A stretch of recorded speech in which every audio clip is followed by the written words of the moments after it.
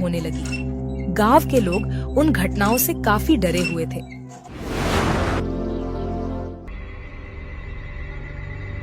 अरे दीदी, तुम सुनी हो, यह चापानल अपने आप चलता है। भला आप ही बताओ, 12 बजे रात को यहाँ पानी भरने कौन आएगा? मुझे तो बहुत डर लग रहा है। हाँ, हम भी सुने हैं। मिनकी के पापा बोल रहे थे कि जाकर देखेंगे। हम उनको रोक लिए। फिर अगले रात 12 बजे हैंडपंप अपने आप चलने लगा। गांव के लोग सभी सुन रहे थे। किसी की भी हिम्मत नहीं हुई कि वहां जाकर कोई देखे। फिर सुबह होने पर अरे दीदी, चलो हैंडपंप पानी भरे। हमें तो अकेले जाने में बहुत डर लगता है। फिर वह दोनों मिलकर वहां पर जाती हैं और देखती हैं तो उनकी आंखें फटी की फटी रह जाती हैं।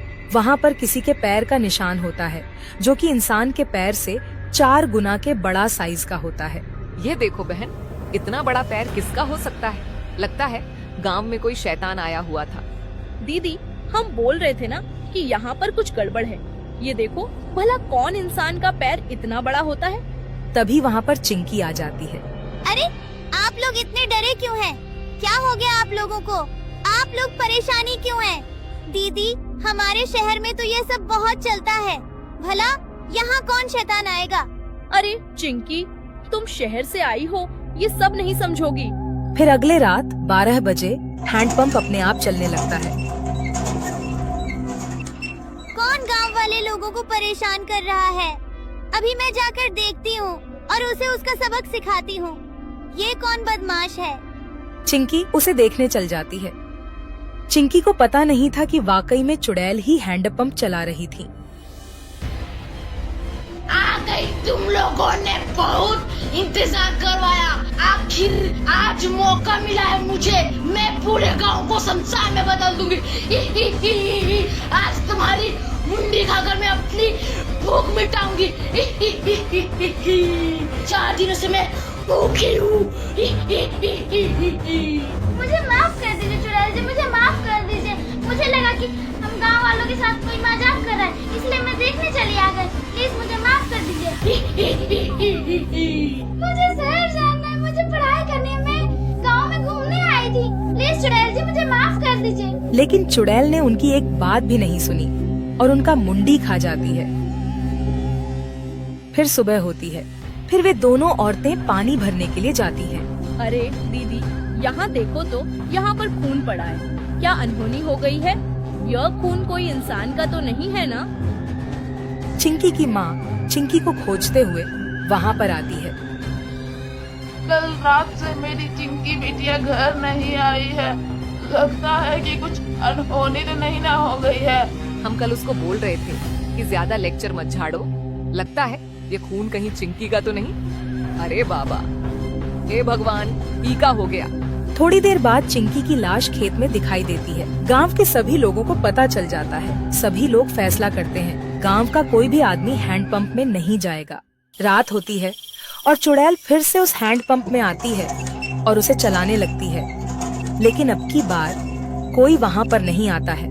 लगता है गांव वाले बहुत चालाक हो गए हैं। मुझे भूखे मरना पड़ेगा। मुझे कोई ना कोई उपाय निकालना पड़ेगा। नहीं तो ऐसे मैं भूखी मरी जाऊंगी। मैं गांव में घुसकर किसी ना किसी को मारूंगी। तभी चुड़ैल चिंकी के घर जाती है और दरवाजा खटखटाती है। चिंकी की माँ दरवाजा खोलती है और चुड़ैल को देखती हैं तो उनकी आंखें फटी की फटी रह जाती हैं।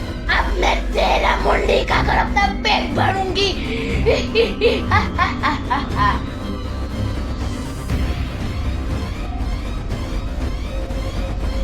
फिर सुबह होने पर चिंकी की माँ की सिर कटी लाश की खबर पूरे गांव में फैल जाती है और पूरे गांव में हाहाकार मच जाता है। सभी लोग चिंतित थे कि आखिरकार यह गांव को हो क्या गया है। सुनते हो जी, पास वाली माँ बेटी दोनों मर गईं। लगता है कोनो भूत का चक्कर है। सब बोल रहे हैं कि चुड़ैल ने दोनों माँ बेटी को खाया। तुम बाहर मत जाना, तुम्हारे बगैर हम जी नहीं पाएंगे। तुमको कुछ हो गया तो? अरे टेंशन मत लो हमारी रानी, कुछ ना कुछ तो करना पड़ेगा। मेरे पास एक आइडिया है। हम जा रहे हैं वो चापानल के पास। हम सीसीटीवी कैमरा लगा देंगे, देखेंगे कि कौन आता है। फिर अगले रात चुड़ैल वहाँ पर आती है और फिर से छापाकल चलाने लगती है। चिंकी और चिंकी की माँ की आवाज में गांव वालों को बुलाती है, लेकिन कोई भी वहाँ पर नहीं आता क्योंकि सभी लोगों को पता चल गया था। लगता है गांव वाले बहुत चतुर हो गए। अरे अब तो कोई नहीं आ रहा है। लगता है कि मैं 4 दिनों में ऐसे ही मारी जाऊंगी। मुझे कुछ न कुछ उपाय निकालना पड़ेगा। मैं चुपचाप किनारे बैठ जाऊंगी। अगर कोई आएगा मैं उसका मुंडी खा जाऊंगी। लगता है कैमरा में रिकॉर्ड हो गया है। चलो कैमरा लेकर आते हैं और सभी गांव वालों को दिखाएंगे। और वह कैमरा लाने के लिए घर से निकल जाता है। तभी चुड़ैल उसे देखती है और उसका मुंडी खा जाती है। फिर सुबह होने पर कुछ लोग कैमरा लेकर आते हैं और टीवी में चलाते हैं। लगता है गांव वाले बहुत चतुर हो गए। अरे अब तो कोई नहीं आ रहा है।